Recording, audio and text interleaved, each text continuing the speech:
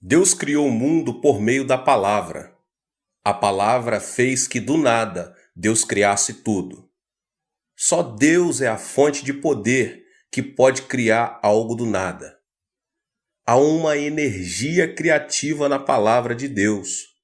Ela tem um poder incrível que dá forma à certeza. O homem é a única criatura feita à imagem e semelhança de Deus. É por isso que a palavra do homem também tem poder. Um ensino do Talmud. A palavra não tem braços, mas faz o que os braços fazem. Não somente mata o homem, mas cruza essa linha, porque a mão do homem mata o que está perto, mas a palavra mata mesmo o que está longe. A palavra é como flecha, mas supera a própria flecha. Porque alguém pode se proteger de uma flecha com a mão, mas da arma que dispara a palavra, não há força que se salve. A palavra do homem pode vivificar ou destruir a vida de outro homem. Assim como uma gota de perfume pode mudar o ambiente de uma casa, o homem, por meio de suas palavras, pode exercer influência não somente sobre si, como também sobre as pessoas e as circunstâncias que o cercam.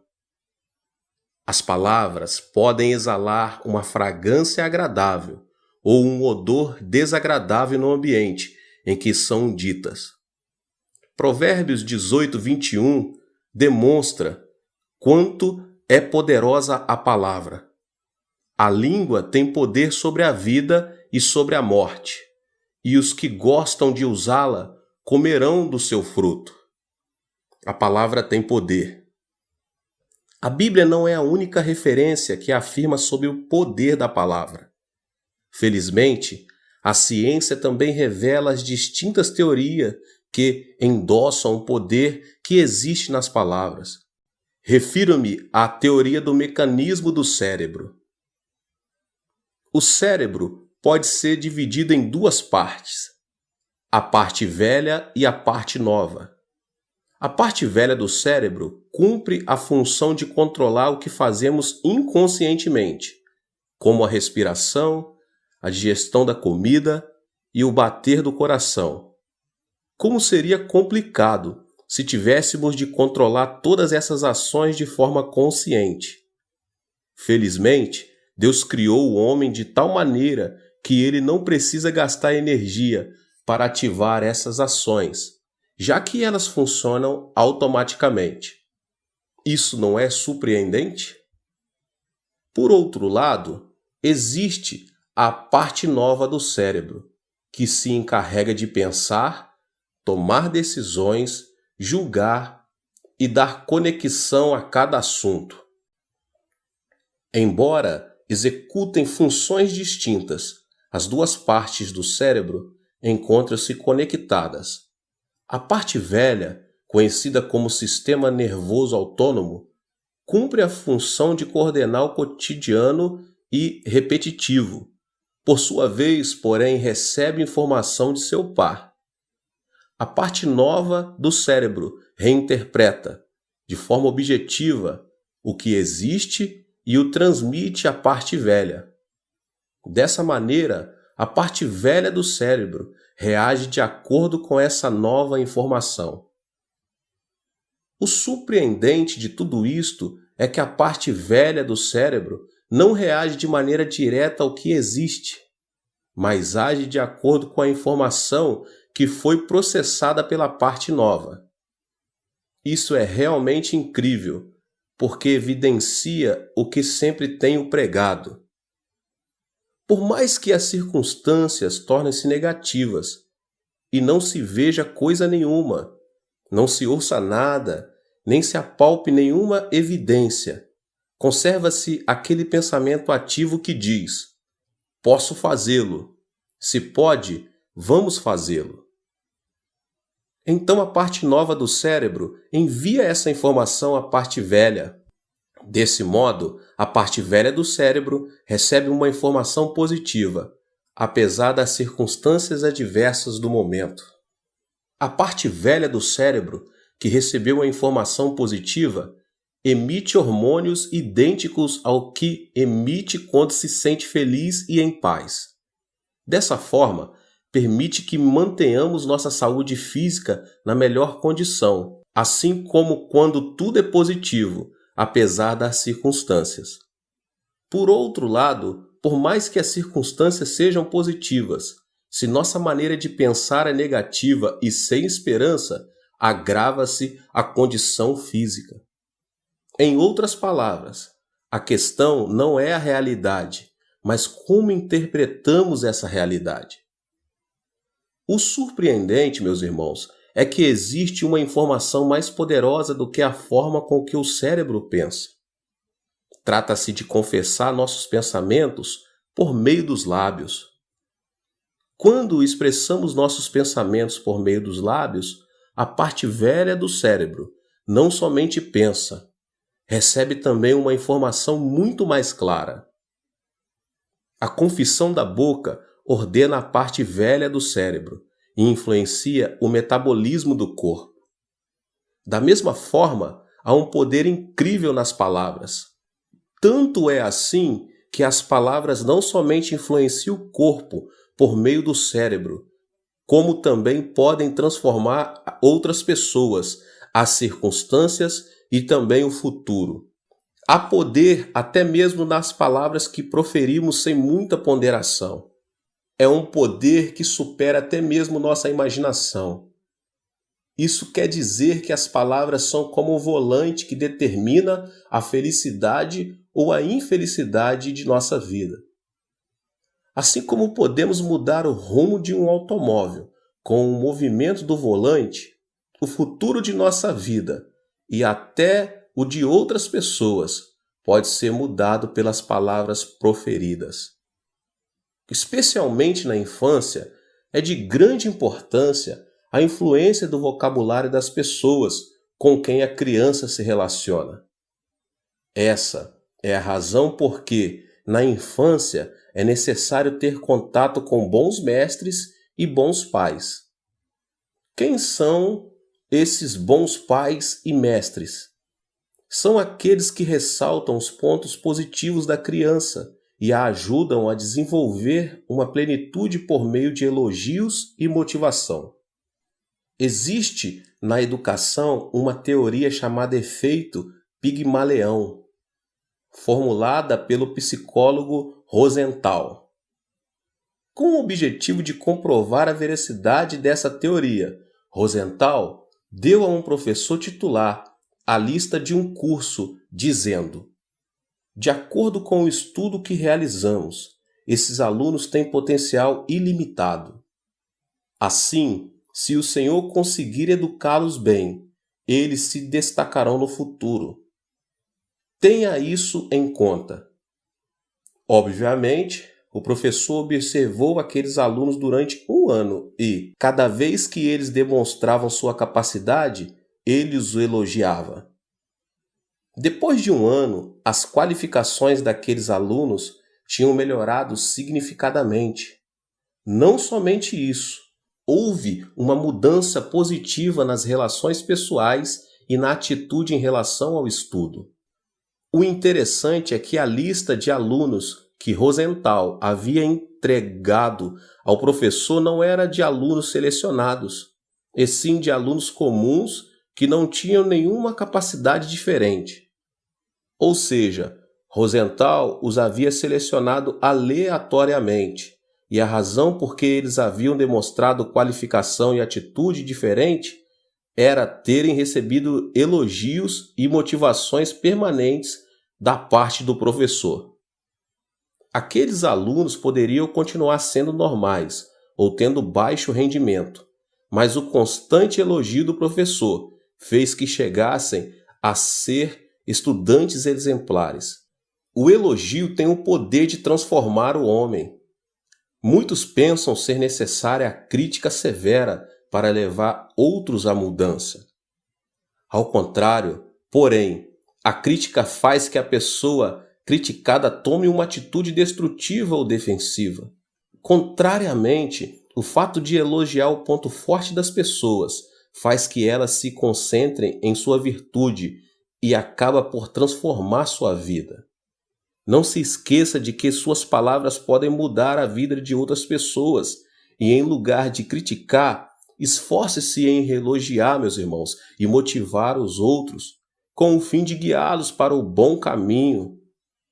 As palavras podem trazer outras pessoas da desesperança para a esperança, mas podem também provocar o contrário. Existe um vocabulário nos homens de sucesso. Há aproximadamente um século, aconteceu na Inglaterra um fato que ensina a respeito do vocabulário usado por homens de sucesso. Deixa eu lhes contar. O homem de uma fábrica de sapato colocou um anúncio no jornal procurando novos empregados. Tratava-se de um novo projeto, para o que ele precisava de pessoal especializado. Para a execução do projeto, foram escolhidos 2 candidatos. Entretanto, a maneira com que esses 2 empregados falavam era totalmente diferente. O lugar estratégico escolhido pela empresa para o lançamento do projeto era nada menos que a África do Sul. O primeiro empregado afirmou ser impossível vender sapatos na África do Sul, porque todos os africanos viviam descalços. Depois de um tempo, ele voltou daquele país e, como havia previsto, não conseguira vender nem um par de sapatos. Sua viagem foi um desperdício e o dono da empresa, desgostoso com ele, demitiu-o. O outro empregado tinha uma opinião um tanto diferente. Disse que todos os africanos se tornariam seus clientes, já que ninguém naquele continente usava sapatos. Ele foi enviado à África do Sul. A situação que enfrentou ali não foi nada fácil. Pela falta de costumes, as pessoas não queriam usar sapatos. Ele pensou que faria uma boa venda, mas na realidade foi completamente outra. Ele distribuía mercadoria de graça, meus irmãos, para que as pessoas experimentassem os sapatos, mas elas preferiam andar descalços. Entretanto, ele insistia: todo esse pessoal andará com os sapatos que eu vou vender. Ele não se deu por vencido, não se sentiu frustrado diante da situação. Em lugar disso, acreditou que o que os seus lábios haviam confessado se tornaria realidade e não deixou de buscar novas ideias e de se esforçar para pô-las em prática. Apesar de contínuos fracassos, o empregado não deixava de sair em busca de novos clientes. Um dia, ele propôs ao chefe de uma tribo realizar uma corrida de 4 quilômetros. De início, a ideia pareceu fora de propósito, já que os africanos tinham uma resistência inigualável por serem caçadores e, por isso, terem os músculos das pernas bem desenvolvidos. O prêmio era de muito valor. Não havia razão para recusar a oferta, e eles decidiram participar da competição. O empregado havia proposto que a corrida fosse feita num caminho cheio de pedras e espinhos. Como era de esperar, o homem branco perdeu a corrida e os africanos que tinham músculos mais desenvolvidos ganharam a competição e, com ela, um prêmio de grande valor. Tratava-se de mais uma estratégia de venda fracassada. Com certa arrogância, o chefe da tribo aproximou-se do empregado e disse: "Viu? Nossos pés descalços são mais velozes do que os seus pés calçados." O empregado nada pôde fazer senão reconhecer a derrota.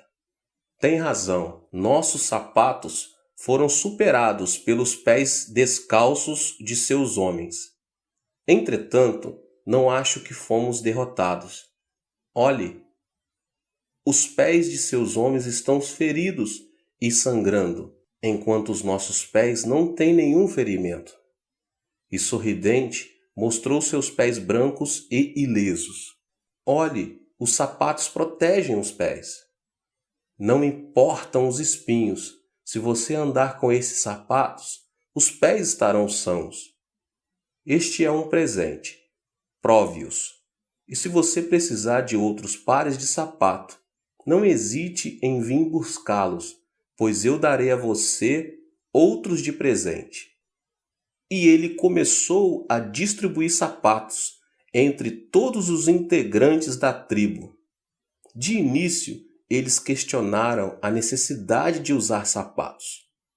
As palavras persuasivas do empregado, porém, fizeram que levasse os sapatos para casa, a fim de experimentá-los. Depois de certo tempo, as pessoas começaram a se aproximar do empregado, à procura de novos sapatos. E como ele havia prometido, dava os sapatos de presente àqueles que o procuravam. Depois de 2 anos, o chefe da tribo aproximou-se do vendedor e disse: "Os sapatos que você me deu estão gastos. Preciso de outro par." No tempo em que andavam descalços, as pessoas daquela tribo não sentiam falta dos sapatos. Todavia, depois de se acostumar a usar os sapatos, quando estes se estragavam, eles não podiam tolerar o desconforto de andar sem eles. A partir daquele momento, o empregado começou a vender sapatos pelo preço original. Ele recuperou o valor da mercadoria que usou para fazer a promoção e ainda teve um lucro maior do que isso. Os africanos não tinham dinheiro vivo para comprar os sapatos.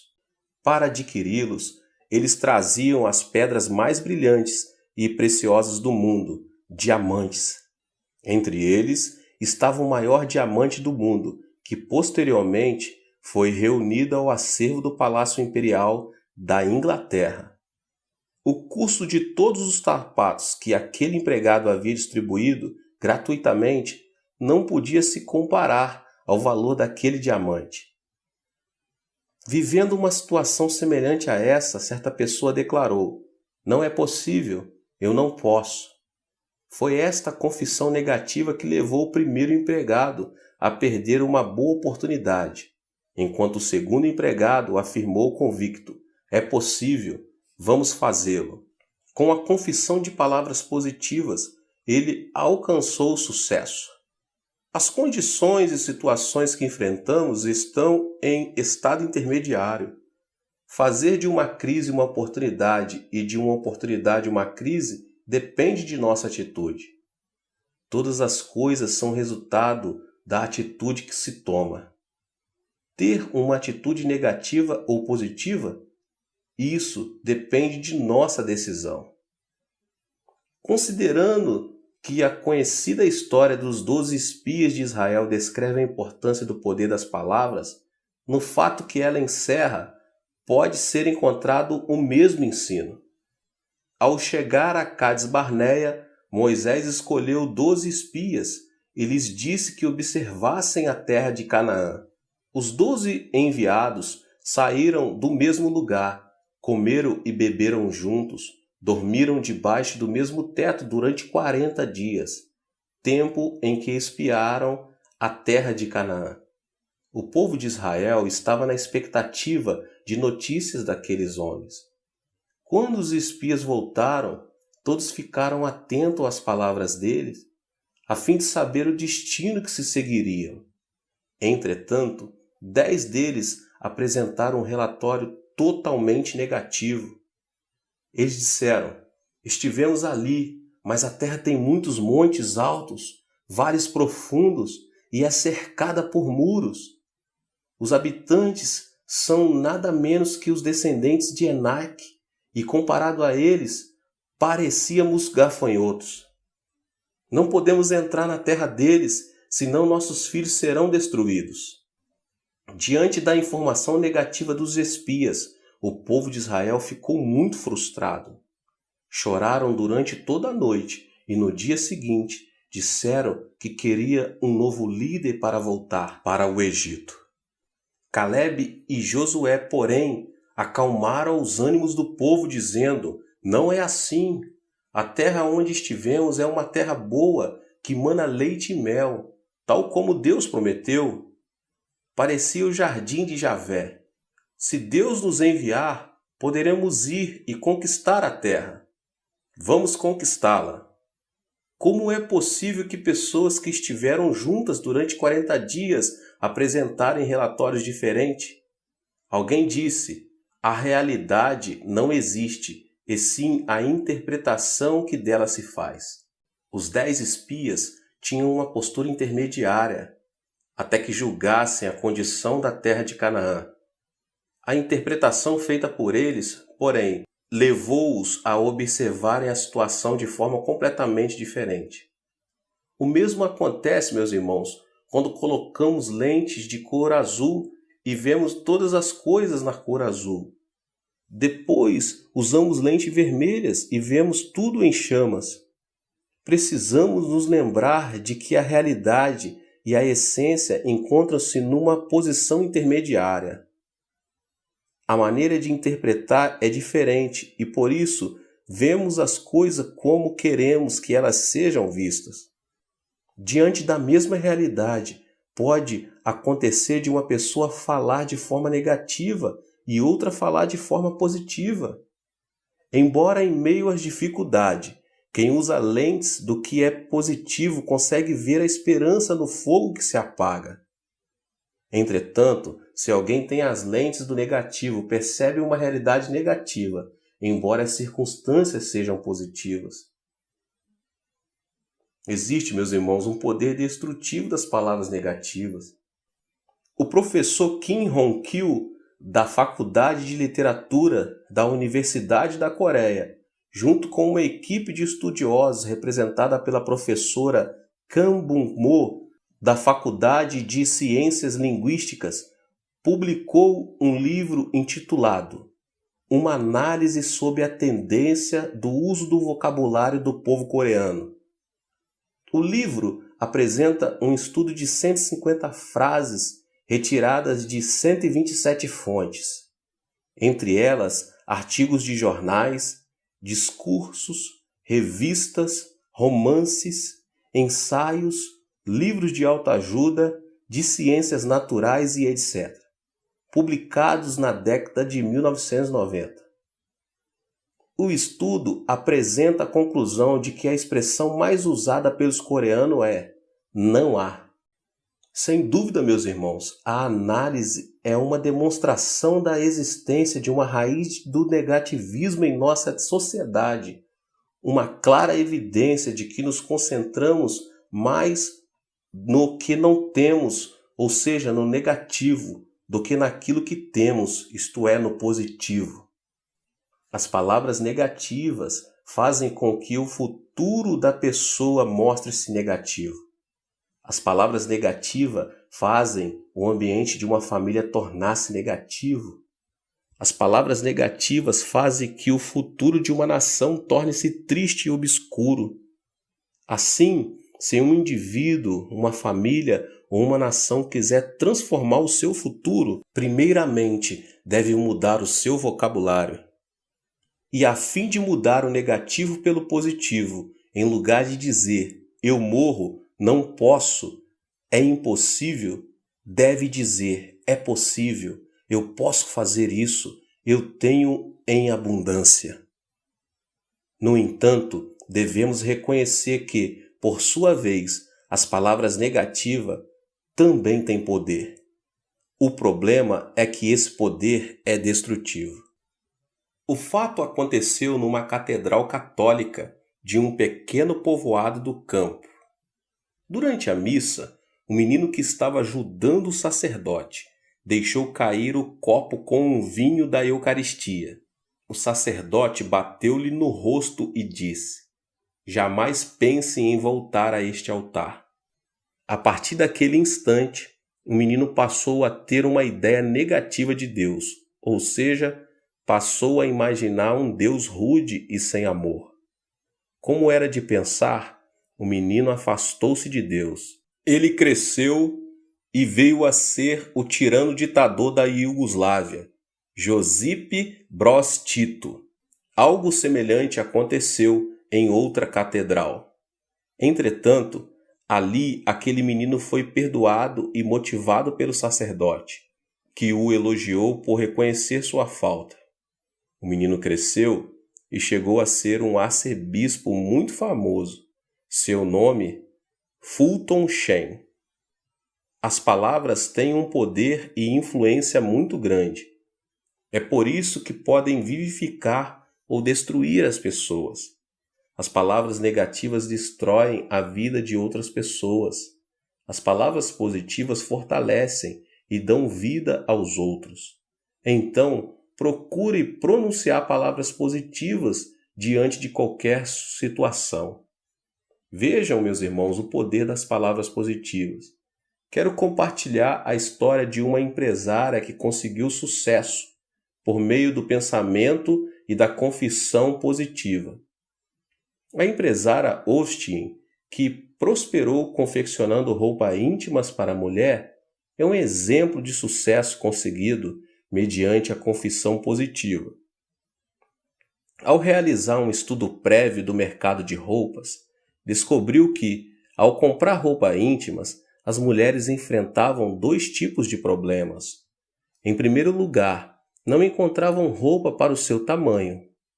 As mulheres com excesso de peso também queriam comprar roupas íntimas e bonitas, mas o problema era que nem sequer as roupas eram confeccionadas em seu tamanho. Ao observar isso, a mulher passou a fabricar roupas íntimas para mulheres com excesso de peso. Em segundo lugar, as mulheres nessas condições sentiam certa vergonha ao pedir o tamanho extra grande. A etiqueta GG transmitia uma sensação de humilhação à compradora em potencial. Era óbvio que, mesmo havendo tamanhos grandes, a maneira de apresentar a roupa era importante. Assim, Austin teve uma ideia brilhante. Em vez de dizer GG, ela passou a usar a etiqueta Queen, que significa rainha.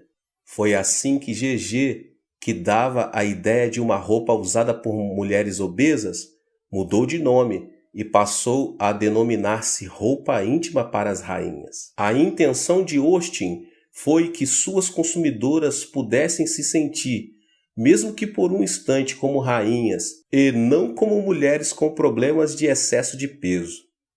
A confissão positiva e a fé fizeram com que essa mulher prosperasse em sua empresa. As palavras puderam transformar uma mulher com problemas de excesso de peso em uma rainha. E caiu na armadilha das palavras que você mesmo disse, está prisioneiro do que falou. Provérbios 6:2. As palavras têm um poder extraordinário. Portanto, se conseguirmos usar a nossa confissão de maneira adequada, de acordo com a criação divina, certamente o milagre de Deus se manifestará em nossa vida. Nós precisamos conhecer o poder das palavras que governam a nossa vida. As palavras do homem têm o poder de influenciar. Embora não sejam visíveis aos olhos físicos, as palavras têm o poder de dar vida ou de destruir a vida de outras pessoas, indo além do tempo e do espaço. Isso acontece porque o homem é a única criatura que foi criada segundo a imagem de Deus. A palavra de Deus, meus irmãos, tem um incrível poder criativo. Ele criou o mundo pelo poder de sua palavra. Da mesma forma, o poder da palavra encontra-se em nosso genes. As teorias científicas o demonstram. De acordo com a ciência, tanto o pensamento como a confissão da palavra influencia os micróbios e o corpo humano. A Bíblia e a ciência concordam em que existe poder nas palavras. Assim, devemos procurar fazer uso correto de nosso vocabulário. As palavras negativas têm um poder destrutivo, e é por isso que devemos concentrar em usar palavras criativas que transmitem esperança. Assim, poderemos empregar corretamente o poder da palavra que nos foi dado. Meus irmãos, que Deus abençoe a cada um de vocês. Se inscreva aqui no canal, ative as notificações para você não perder nenhum vídeo dessa série que está sendo uma bênção. Não se esqueça de deixar seu like e de compartilhar com as pessoas que você mais ama. Deus te abençoe. Nos vemos nos próximos vídeos. Até mais.